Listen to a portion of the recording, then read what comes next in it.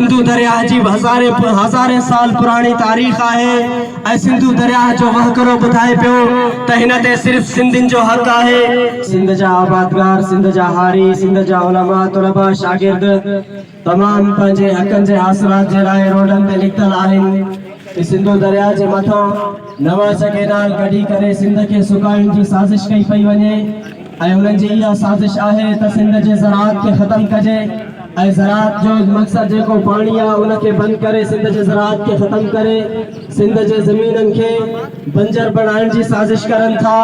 पहिरियां असां सिर्फ़ हिकिड़े थर पार्कर जी ॻाल्हि कयूं पिया, लेकिन जेकॾहिं सिंधु दरिया जे मथां इहे 6 नवां केनाल ॿिया निकिता त असांजे जेकमाबाद खां वठी करे हैदराबाद बल्कि समुंड ताईं जेके भी सिंध जा ज़िला आहिनि सभु बंजर बणिजी वेंदा। असां ॿुधाइण चाहियूं था त सिंधु दरिया जी हज़ारे साल पुरानी तारीख़ आहे ऐं सिंधु दरिया जो वहकरो ॿुधाए पियो त हिन ते सिर्फ़ सिंधियुनि जो हक़ आहे। सिंधियुनि खां अलावा सिंधु दरिया ते ॿिए कंहिंजो हक़ न आहे। इन जे करे अॼु शागिर्द इतिहाद जे दोस्तनि जे सॾ ते गड़ी खैर जे अंदरि नौजवान सरापा एहतिजाज आहिनि। असां वफ़ाक़ी हुकूमत खां मुतालिबो कयूं था त अव्हां पंहिंजे इन फ़ैसिले खे वापसि वठो, ॿी सूरत में असांजा इहे एहतिजाजी मुज़ाहिरनि जा सिलसिला जारी रहंदा।